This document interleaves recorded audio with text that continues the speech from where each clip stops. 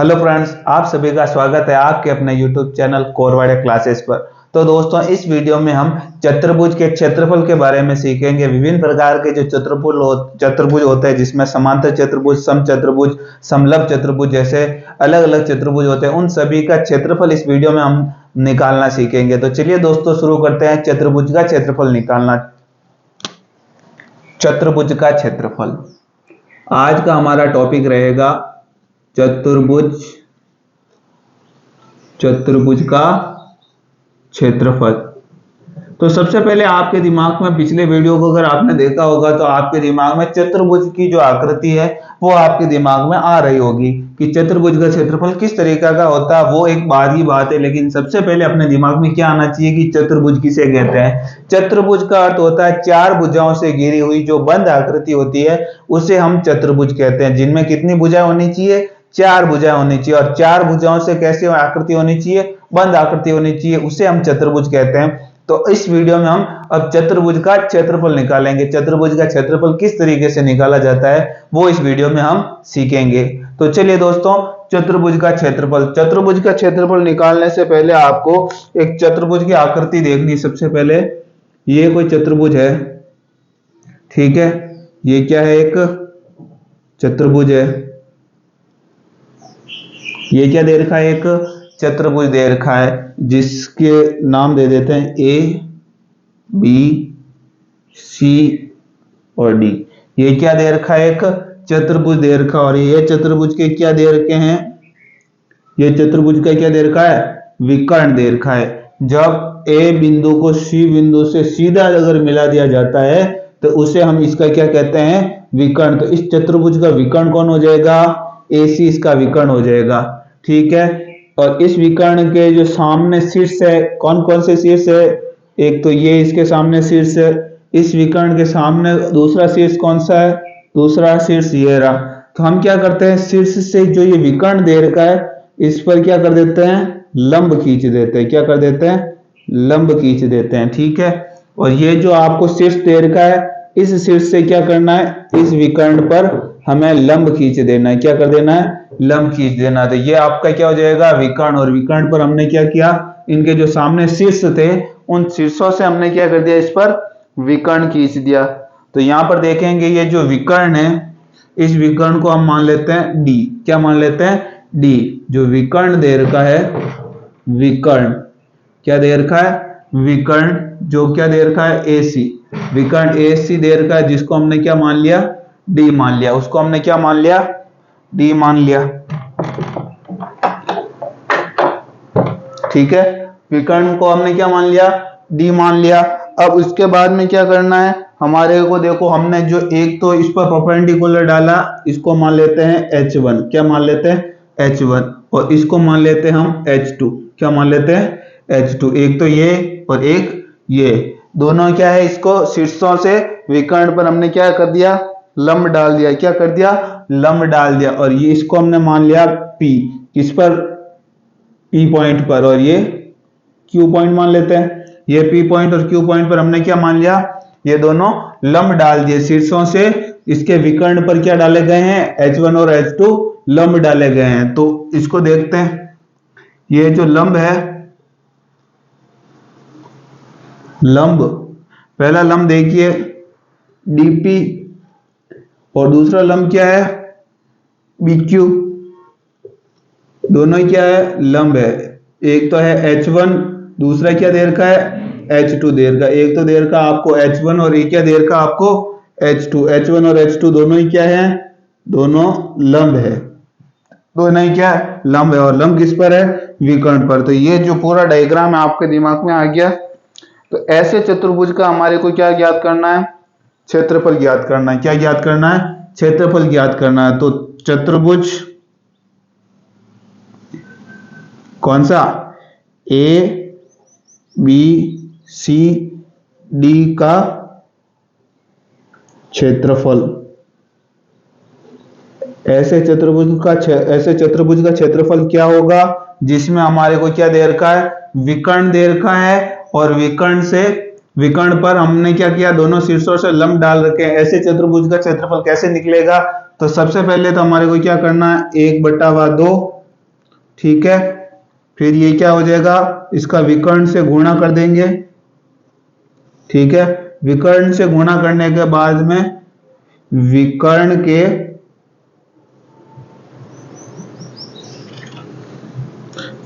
के सामने जो शीर्ष है, विकर्ण के सामने शीर्षों से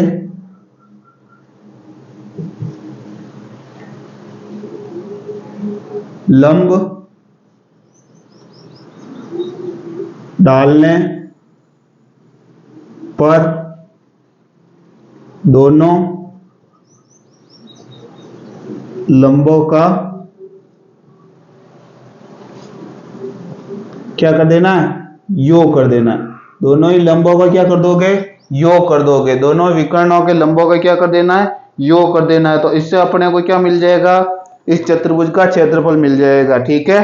तो समझ में आ गया।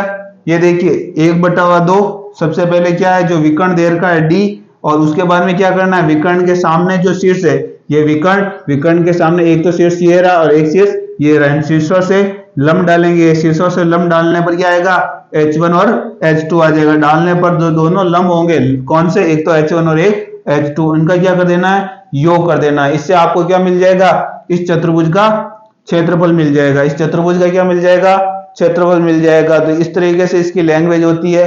इस लैंग्वेज को अच्छी तरीके से लिखने के बाद में अब देखते हैं, जो हमने माना वो इस पर लिख लेते हैं। 1/2 विकर्ण क्या है, विकर्ण डी है, ये लिख लिया हमने विकर्ण डी, इंटू दोनों विकर्ण, जो विकर्ण के सामने जो शीर्ष है, शीर्षों से लंब डाला H1 और H2, इन दोनों का क्या करना है, योग करना है। तो H1 और ये दूसरा क्या है H2, इन दोनों का योग करके इसके साथ में क्या कर देंगे, गुणा कर देंगे। तो हमारे को क्या मिल जाएगा, ऐसे चतुर्भुज का क्षेत्रफल मिल जाएगा, ठीक है।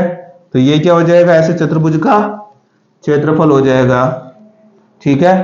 समझ में आ गया। तो चतुर्भुज का क्षेत्रफल किस तरीके से निकाला जाता है, 1/2 जो विकर्ण दे रखा वो विकर्ण, और विकर्ण से शीर्षों पर जो लंब डाला गया है उस लंबों का योग करके गुणा कर देना है। गुणा करने पर हमारे को क्या मिल जाएगा, इस चतुर्भुज का क्षेत्रफल मिल जाएगा। क्या मिल जाएगा, इस चतुर्भुज का क्षेत्रफल मिल जाएगा। तो इस तरीके से जो है आपको इसका क्षेत्रफल निकाल देना है। नोट कर दीजिए इसको फटाफट।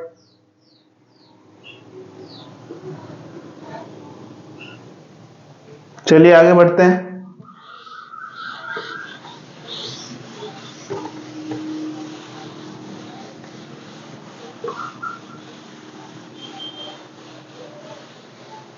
ये तो था सामान्य जो चतुर्भुज होता है उसका क्षेत्रफल।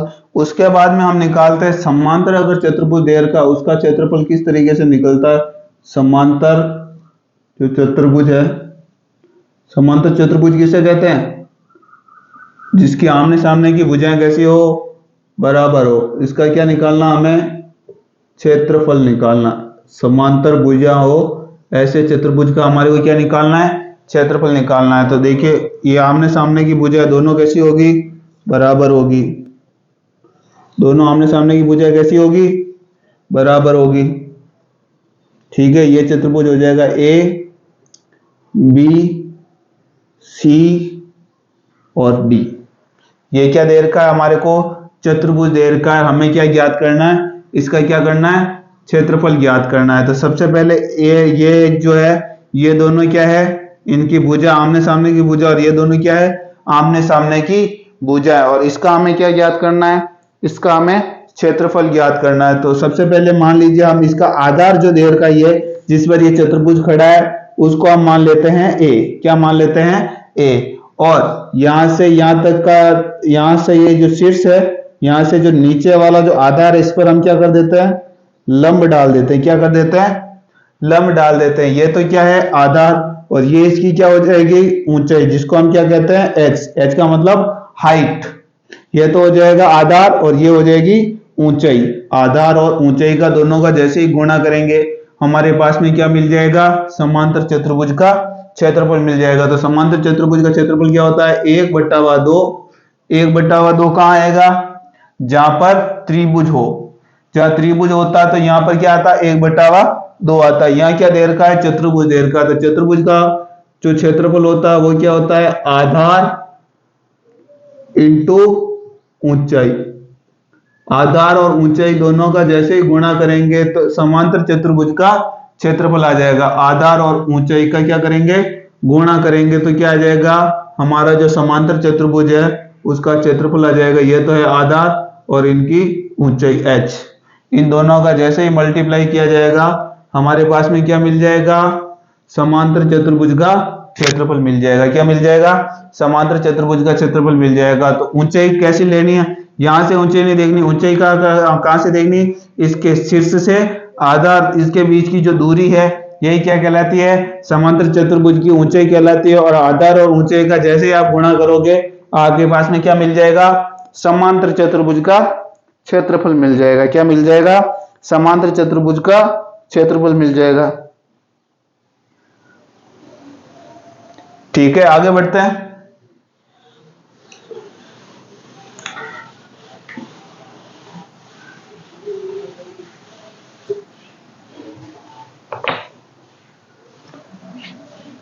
अब देखिए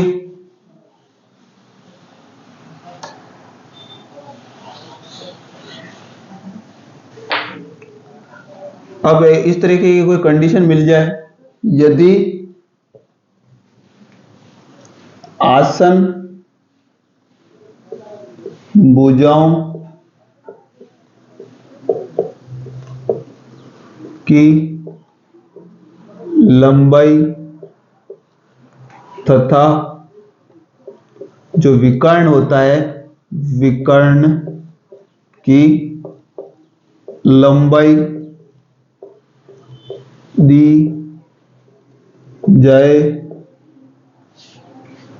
तो ऐसा जो चतुर्भुज होगा, चतुर्भुज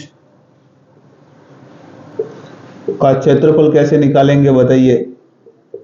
क्या क्या दे रखा है, देखिए एक तो आसन भुजाओं की लंबाई दे रखी, क्या दे रखी है, आसन भुजाओं की लंबाई दे रखी है और एक विकर्ण की लंबाई हमारे को दे रखी है।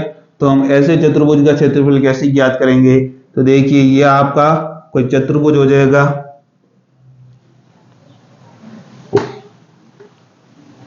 ये आपका क्या हो जाएगा, चतुर्भुज हो जाएगा। ठीक है, इसके आसन भुजा कौन कौन सी होती है, ये और ये दोनों ही क्या है, यहां से एक बिंदु से शुरू हो रही है और अलग अलग दिशाओं में जा रही है। और आसन यानी एक दूसरे पर क्या हुई है, टिकी हुई है। ये इस पर टिकी हुई है, ये इस पर टिकी हुई है, एक दूसरे को क्या करके रखा है, इन्होंने बैलेंस करके रखा है। तो ये दोनों भुजा कैसी कहलाती है, आसन भुजा कहलाती है। कैसी कहलाती है, आसन भुजा कहलाती है। तो ये तो हो जाएगा ए, और ये दूसरा आसन भुजा, यहां से देखेंगे तो ये दोनों आसन भुजा हो जाएगी। ठीक है, इधर देखेंगे ये दोनों आसन भुजा हो जाएगी।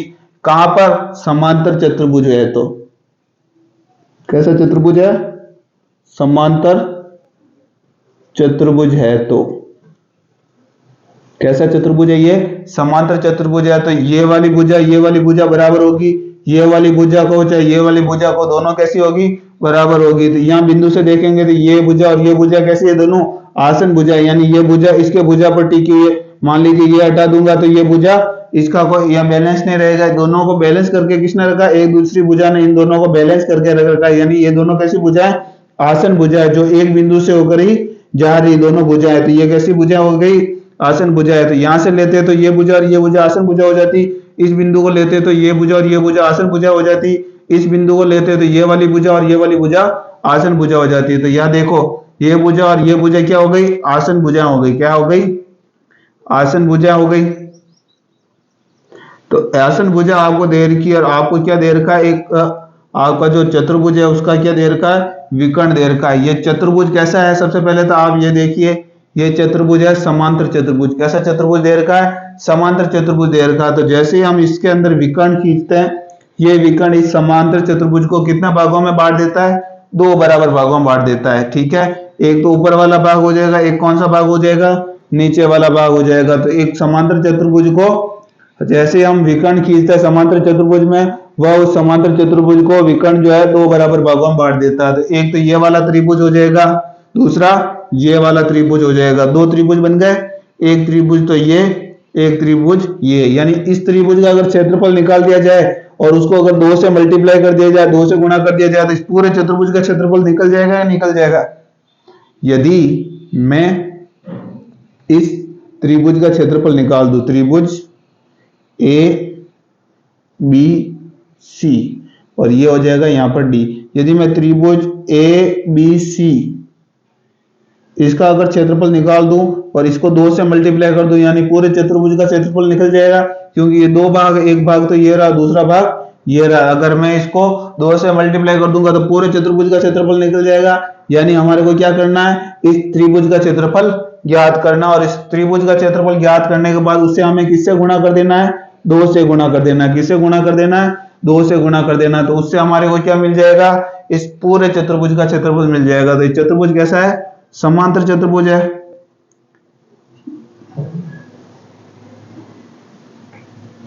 समझ में आ गया। तो ये भुजा हो जाएगी ए और ये भुजा हो जाएगी बी। ये दोनों कैसी भुजा हो जाएगी, आसन भुजा। और मैंने विकर्ण खींच दिया, ये विकर्ण, और इस विकर्ण को भुजा दे दी, विकर्ण की लंबाई दे दी मैंने सी। ए और बी तो क्या है, दोनों भुजा हैं। तो यहां मैं लिख भी देता हूं जिससे आपको दिक्कत नहीं आए। ए और बी दोनों कैसी है, आसन भुजाएं। कैसी है, आसन भुजा है। और सी क्या है, सी दे रखा है विकर्ण दे रखा है। अब अगर आप ध्यान से देखो तो ये एक त्रिभुज नहीं बन रहा है, ए बी सी त्रिभुज, ए बी सी त्रिभुज बन रहा है नहीं बन रहा है, ए बी सी ये त्रिभुज। ये आपका छोटा स्मॉल सी, और ये क्या है, कैपिटल है, ये बड़ा। ठीक है, जिससे आपको कोई दिक्कत न आए। तो ये त्रिभुज दे रखा, इस त्रिभुज का अगर मैं क्षेत्रफल निकाल दूं और इसको 2 से मल्टीप्लाई कर दूं, यानी पूरे भाग का क्षेत्रफल निकल जाएगा, जो कैसा होगा, एक समांतर चतुर्भुज होगा। और समांतर चतुर्भुज का क्षेत्रफल हमारे पास में मिल जाएगा। तो बताइए इस त्रिभुज का क्षेत्रफल किस तरीके से निकाला जा सकता है। पिछले वीडियो में हमने त्रिभुज का क्षेत्रफल निकालना सीखा था। तो देखिए, आप ध्यान से देखोगे तो इनकी तीनों भुजाएं अलग अलग दे रखी है।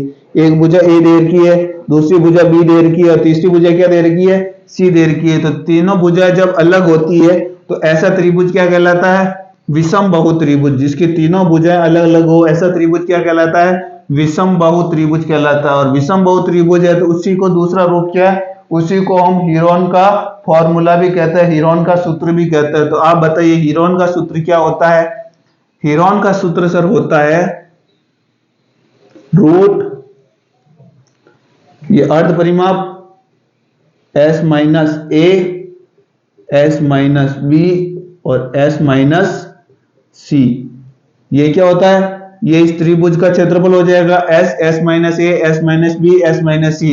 जहां ए बी तो क्या है, ये दोनों आसन भुजा, और सी क्या है, विकर्ण देरकार। यहां पर जो s देर का ये क्या है, इस त्रिभुज का अर्ध परिमाप। s क्या होता है, a प्लस बी प्लस सी बटावा 2। इस परिमाप का आधा अर्ध परिमाप जो दे रखा है वो क्या दे रखा है, s दे रखा है। इसको अगर मैं 2 से मल्टीप्लाई कर दूं, किससे, ये तो एक है, इसको अगर मैं 2 से मल्टीप्लाई कर दूं, ऐसे कैसे त्रिभुज है, ऐसे दो त्रिभुज है, यानी 2 से मल्टीप्लाई कर दूं तो पूरे चतुर्भुज का क्षेत्रफल मिल जाएगा। तो ऐसे समांतर चतुर्भुज का क्षेत्रफल क्या होगा, त्रिभुज का क्षेत्रफल निकाल देना है, उसको 2 से मल्टीप्लाई कर देना है, तो आपके पास में किसका क्षेत्रफल मिल जाएगा, चतुर्भुज का क्षेत्रफल मिल जाएगा। तो इस तरीके से आप ऐसे चतुर्भुज का क्षेत्रफल निकाल सकते हैं जिसकी 2 आसन भुजा और एक विकर्ण देर का हो, और वो चतुर्भुज कैसा होना चाहिए, समांतर चतुर्भुज है। तो इस तरीके से आप निकाल सकते हैं। बस कंडीशन क्या है, ये यहां से यहां तक तो क्या एक त्रिभुज का क्षेत्रफल है,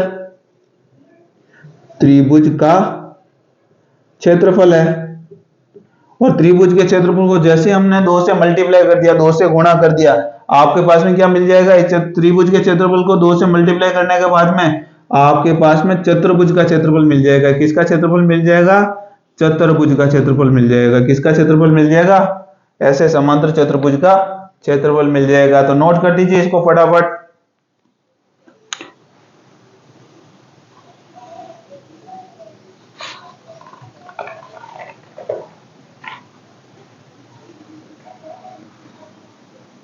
चलिए आगे बढ़ते हैं, नोट कर दीजिए इसको, वीडियो को पुश करके आप।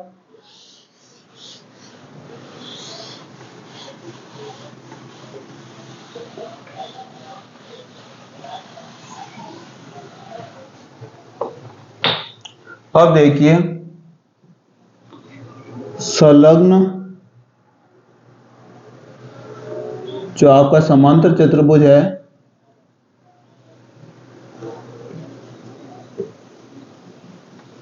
संलग्न समांतर चतुर्भुज का क्षेत्रफल कैसे निकालोगे? संलग्न का अर्थ होता है इस तरीके का चतुर्भुज। ये देखिए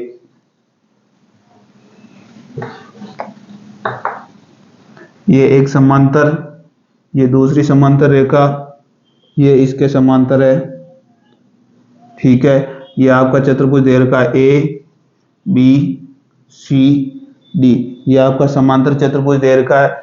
और एक लंबाई तो ये दे दी इन दोनों के बीच की, और एक यहां से अगर मैं खींचू सीधी, ठीक है, इसके लंबवत, ये दूसरी एक तो है H1 और ये कौन सी हो जाएगी H2, ये वाली A से P, और ये हो जाएगा अपने, मान लीजिए यहाँ D मान लेते हैं, D तो दे रखा है, इसको एक बार डायग्राम पूरा नया ही बना देते हैं। ये चतुर्भुज है, ये दूसरा चतुर्भुज है, ये दूसरी भुजा समांतर, ये दूसरी समांतर भुजा को इस तरीके से हमने मिला दिया। ये है आपका A, ये है B, ये है C और ये है D। इस चतुर्भुज के बीच की दूरी है H1, ठीक है। यहां से यहां तक की दूरी क्या है H1, और यहां से लेकर के यहां तक की अगर आप दूरी देखेंगे तो वो हो जाएगी H2, ठीक है।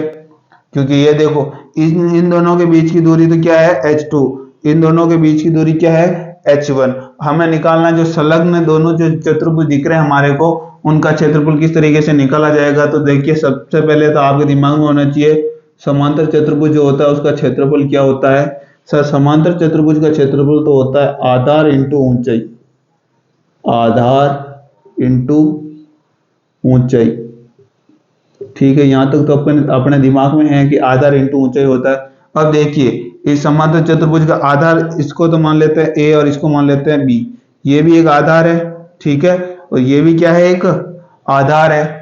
यहां से भी एक लंबवत हमने खींचा, यहां से भी एक लंबवत खींचा, ये तो H1 है और ये क्या है H2 है। तो सबसे पहले ये चतुर्भुज देखते हैं ABCD, इसमें आधार इंटू ऊंचाई क्या हो जाएगा, आधार तो सर A है, ऊंचाई क्या हो जाएगी H2 हो जाएगी। तो आधार इंटू ये वाली ऊंचाई, आधार इंटू H1 बराबर।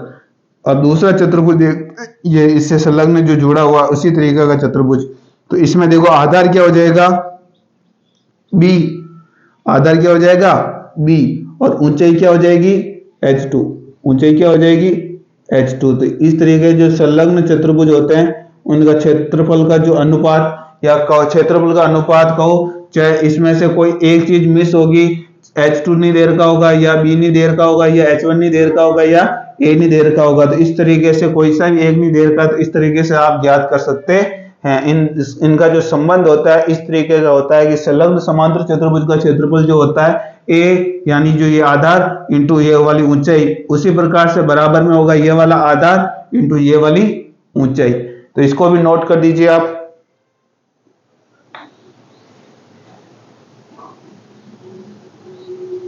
चलिए आगे बढ़ते हैं।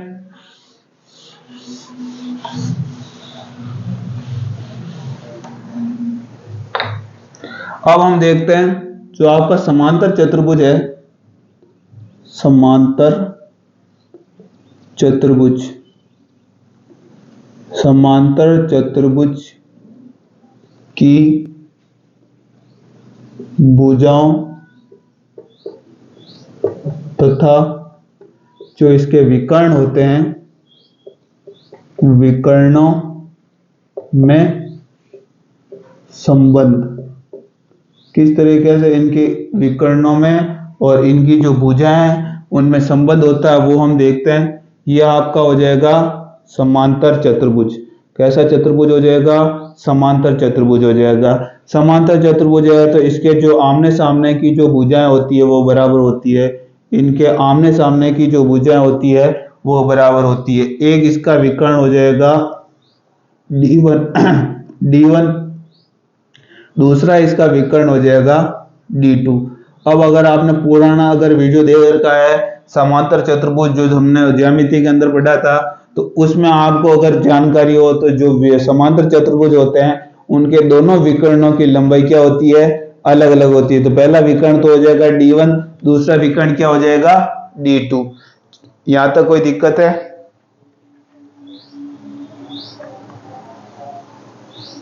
तो सबसे पहले इनका संबंध निकालने के लिए सबसे पहले हमारे को क्या करना है, जितनी भी भुजाएं हैं सभी जो भुजाएं हैं सभी भुजाओं के वर्गों का योग बराबर होगा किसके, इनके जो विकर्ण है विकर्णों के वर्गों का योग। ये इसका संबंध होता है किसका, समांतर चतुर्भुज की भुजाओं तथा विकर्णों में संबंध होता है। क्या संबंध होता है कि इनकी जो भुजाएं हैं इनकी भुजाओं का वर्ग करके क्या कर देंगे, जोड़ देंगे, और इनका विकर्ण क्या करेंगे, विकर्णों का भी योग करेंगे। सबसे पहले तो वर्ग करेंगे, उसके बाद में इसको क्या कर देंगे, जोड़ देंगे। तो सबसे पहले इनका क्या करना है, सभी भुजाएं जितनी भी भुजाएं दे रखी उनका क्या करो, वर्ग करो। तो सबसे पहले मैंने कर दिया ये ए स्क्वायर, फिर बी स्क्वायर, फिर ए स्क्वायर, फिर ये बी स्क्वायर। समझ में आ गया? सभी भुजाओं का वर्ग, इसका स्क्वायर कर दिया, इसका स्क्वायर कर दिया, इसका स्क्वायर कर दिया और इसका स्क्वायर कर दिया। चारों भुजाओं का स्क्वायर कर दिया, फिर क्या कर देना है, जोड़ देना। तो इसको क्या कर देते हैं, जोड़ देते हैं। ये हमने क्या कर दिया, जोड़ दिया। इस तरफ जो इसने कहा वो कंप्लीट काम कर दिया, ये बराबर लगा दिया। फिर कहता है विकर्णों का वर्ग करो। विकर्ण कौन कौन से हैं, एक तो विकर्ण है D1, दूसरा विकर्ण क्या है D2। ये दोनों विकर्ण, इनका क्या करना है, वर्ग। ये हमने क्या कर दिया, वर्ग कर दिया। वर्ग करने के बाद में क्या कहता है, दोनों का योग कर दो। तो ये हमने क्या कर दिया, दोनों का योग कर दिया। तो देखो यहाँ ए स्क्वायर कितनी बार आ रहा है, 2 बार आ रहा है, तो ये क्या हो जाएगा 2a स्क्वायर। उसी प्रकार से b कितनी बार आ रहा है, b स्क्वायर 2 बार आ रहा है, तो b स्क्वायर 2 बार आ जाएगा। बराबर में क्या दे रखा है, D1 का स्क्वायर प्लस D2 का स्क्वायर। तो देखो ये दो, इसमें भी दो दो क्या हो जाएगा, कॉमन आ जाएगा। इधर क्या होगा, ए स्क्वायर प्लस बी स्क्वायर हो जाएगा। बराबर में क्या आ जाएगा, D1 का स्क्वायर प्लस D2 का स्क्वायर हो जाएगा। तो ये जो है समांतर चतुर्भुज की जो भुजाएं होती है, भुजाएं तथा इनके जो विकर्ण है, उन दोनों के बीच में क्या होता है, संबंध। समांतर चतुर्भुज की जो भुजाएं होती है, भुजाएं ए और बी, और इनके जो विकर्ण होते हैं D1 और D2, इन दोनों के बीच में ये संबंध होता है। तो इसको आप फटाफट जो है नोट कर दीजिए, फिर आगे बढ़ते हैं।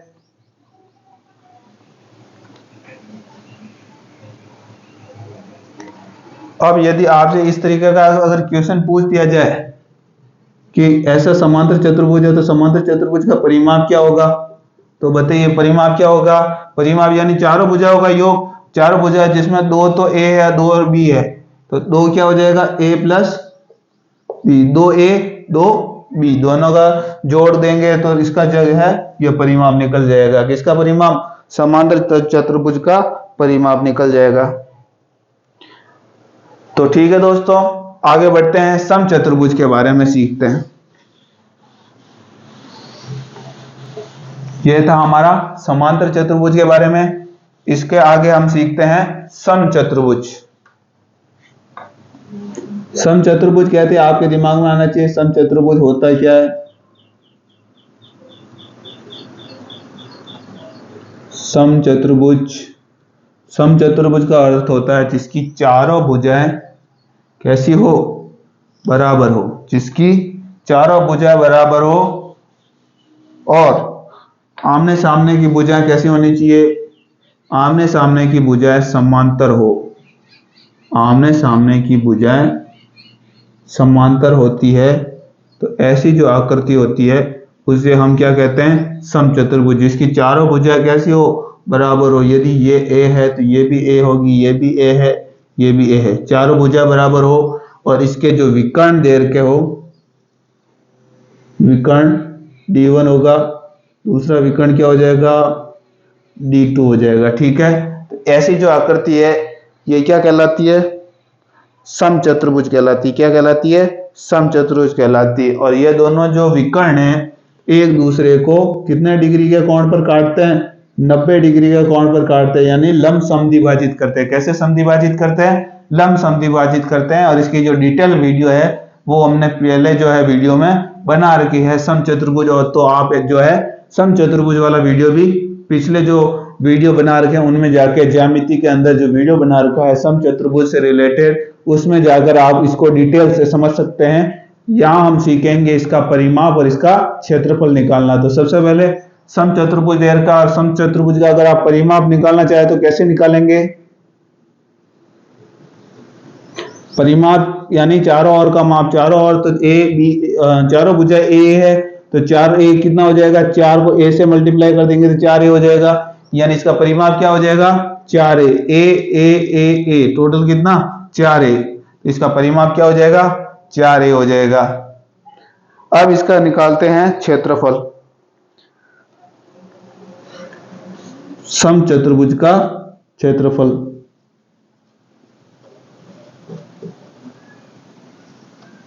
समचतुर्भुज का क्षेत्रफल बताइए। समचतुर्भुज का क्षेत्रफल कैसे निकाला जाता है बताइए?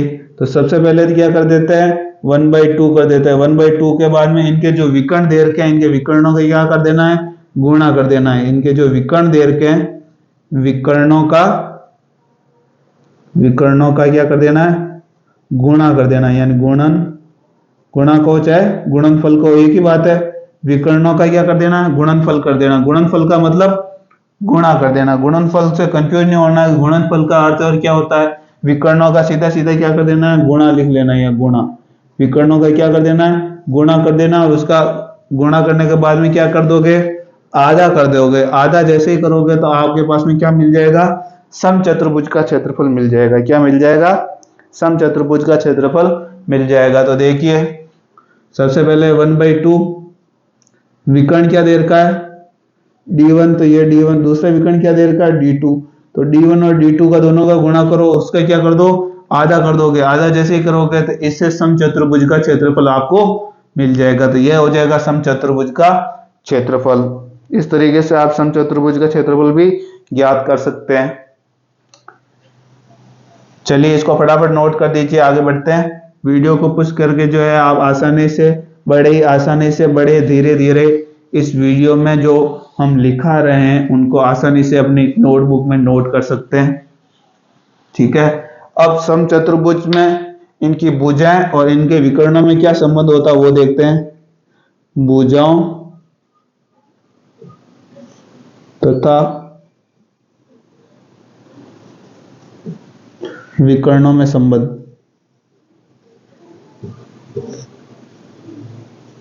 विकर्णों में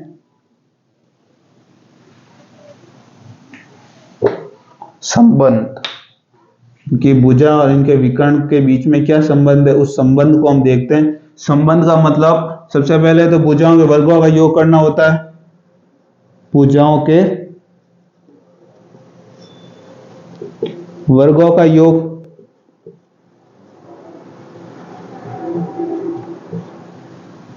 सबसे पहले तो भुजाओं का क्या करना? वर्ग करके फिर उसका क्या कर देना है? योग कर देना। पहले तो आप क्या कर दोगे?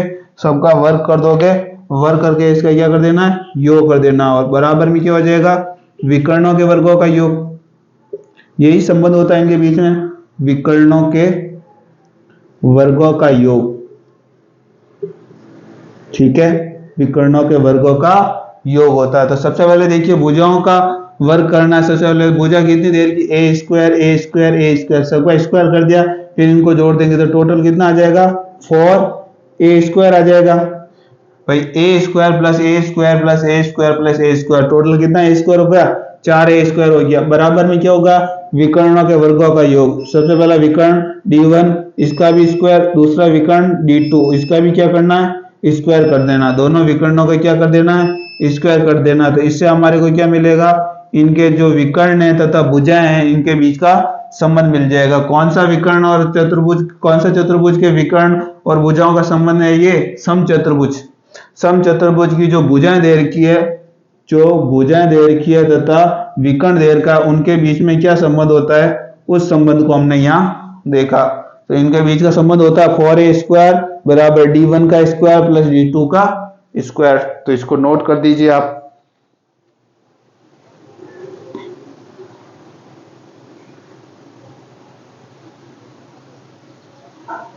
चलिए आगे बढ़ते हैं, नोट कर दीजिए इसको फटाफट। अब हमने देखा समचतुर्भुज देख लिया, अब हम देखते हैं समलंब चतुर्भुज। आगे हम जो देखने जा रहे हैं वो है समलंब चतुर्भुज। कौन सा चतुर्भुज? समलंब, समलंब चतुर्भुज। समलंब चतुर्भुज किसे कहते हैं? जिसकी एक भुजा जो है समांतर होनी चाहिए। मान लीजिए ये भुजा है, एक ये भुजा है, ये दोनों भुजा कैसी होनी चाहिए? समांतर होनी चाहिए। और दो अन्य जो भुजा हैं वो अलग अलग हो सकती है। दोनों भुजा दूसरी क्या हो सकती है? अलग अलग हो सकती है। जो ऐसी जो आकृति बनती है उसे हम क्या कहते हैं? समलंब चतुर्भुज। क्या कहते हैं? समलंब चतुर्भुज। जिसमें एक भुजा क्या हो, एक आमने सामने की भुजाएं कैसी होनी चाहिए? बराबर होनी चाहिए। यानी जो दो भुजा हैं दोनों कैसे होनी चाहिए? समांतर होनी चाहिए। एक दूसरे के अगर समांतर है तो ऐसी जो आकृति है दोनों का समांतर होना कोई आवश्यक नहीं है, ये भी समांतर ये भी समांतर होनी चाहिए, नहीं। केवल दो भुजाएं जो है समलंब चतुर्भुज की, वो अगर दो भुजा अगर समांतर है एक दूसरे के तो ऐसी आकृति क्या कहलाती है? समलंब चतुर्भुज। जिसका हमने पिछला जो है डिटेल में वीडियो बना रखा है ज्यामिति के अंदर समलंब चतुर्भुज के बारे में। तो ठीक है, तो ये इस तरीके की जो आकृति होती है वो क्या कहलाती है? समलंब चतुर्भुज कहलाती है। क्या कहलाती है? समलंब चतुर्भुज कहलाती है। और इन दोनों के जो बीच की ये जो दूरी है, इन दोनों ये जो समांतर भुजाएं हैं, दोनों कैसी भुजाएं? ए बी डी सी के समांतर है। ये जो ए बी भुजा है किसके समांतर है? सी डी के समांतर। सी डी को जो है डी सी को, इनके क्या है? ये समांतर है। तो जो दोनों समांतर भुजा हैं उनके बीच की जो दूरी है उसको हम क्या कहते हैं? एच कहते हैं। क्या कहते हैं? दोनों के बीच की जो दूरी है वो कितनी देर की है? एच देर की है। तो ऐसे समलंब चतुर्भुज का क्षेत्रफल क्या हो जाएगा? तो देखते हैं। समलंब चतुर्भुज, समलंब चतुर्भुज का क्षेत्रफल निकालना है। तो बताइए समलंब चतुर्भुज का क्षेत्रफल क्या हो जाएगा? तो सबसे पहले देखना 1/2 लिखना है इंटू जो समांतर भुजाएं हैं। कौन सी समांतर भुजा?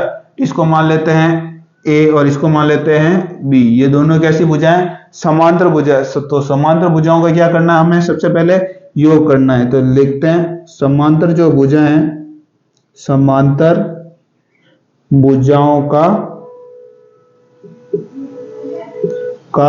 योग इंटू क्या करना है? जो समांतर भुजा है, समांतर भुजाओं के बीच की दूरी।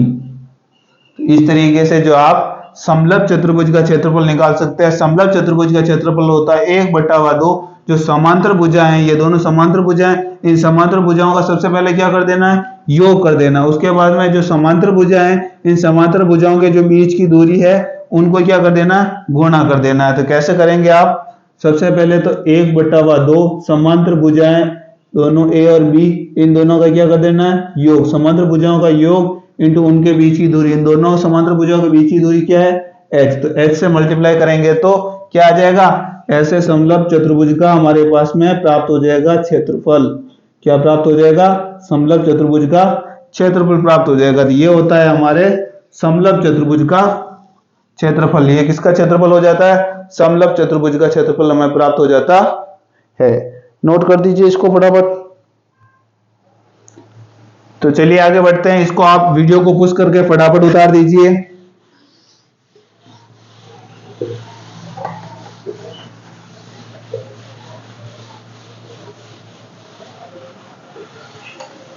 आगे बढ़ते हैं। अब हम देखते हैं चक्रीय चतुर्भुज का क्षेत्रफल किस तरीके से निकाला जाएगा। चक्रीय चतुर्भुज जो होता है, चक्रीय चतुर्भुज का क्षेत्रफल। अब चक्रीय चतुर्भुज कहते हैं, आपके दिमाग में अगर चक्रीय चतुर्भुज नहीं आया, इसका मतलब आपने हमारा जो है पिछला वीडियो नहीं देखा है। तो आप चक्रीय चतुर्भुज से रिलेटेड एक पिछला वीडियो है, उसको अच्छी तरीके से देखे समझ के फिर इस वीडियो को देखें, जिससे आपको और समझने में आसानी रहेगी। और हम इसको शॉर्टकट में और बता देते हैं कि चक्रीय चतुर्भुज, चक्रीय मतलब चक्र। सबसे पहले तो कोई चक्र दे रखा होगा, चक्र, चक्र का मतलब वृत्त, चक्र का मतलब क्या होता है, वृत्त। चक्र के अंदर जो चतुर्भुज होता है उसे हम क्या कहते हैं, चक्रीय चतुर्भुज। तो ये आपका सबसे पहले तो एक चक्र हो गया, चक्र बोले तो वृत्त हो गया, उसके अंदर क्या होगा, एक चतुर्भुज होगा। चक्र के अंदर जो चतुर्भुज होता है उसे हम क्या कहते हैं, चक्रीय चतुर्भुज कहते हैं। उसे हम क्या कहते हैं, चक्रीय चतुर्भुज कहते हैं। उसे हम क्या कहते हैं, चक्रीय चतुर्भुज। तो ये कैसा चतुर्भुज है, चक्र के अंदर बन रहा चतुर्भुज, इसलिए इसको हम क्या कहते हैं, चक्रीय चतुर्भुज। क्या कहते हैं इसे हम, चक्रीय चतुर्भुज। चक्रीय चतुर्भुज, चक्र के अंदर जो चतुर्भुज बनता है उसे हम क्या कहते हैं, चक्रीय चतुर्भुज कहते हैं। ठीक है, इसकी भुजा हो जाएगी, ये हो जाएगी ए, ये हो जाएगी इसकी भुजा बी, इसकी लंबाई सी, और इस भुजा की लंबाई हो जाएगी डी। ये चारों भुजाओं की क्या हो जाएगी, लंबाई हो जाएगी। और अब इसका बताइए, इसका क्षेत्रफल किस तरीके से ज्ञात किया जाएगा। तो इसका क्षेत्रफल निकाला जाता है रूट। ठीक है, सबसे पहले तो s माइनस ए, ठीक है, उसके बाद में s minus B, s minus A, s minus B, s minus C और s माइनस डी। इस तरीके से जो है इस चतुर्भुज का क्षेत्रफल हम निकाल सकते हैं।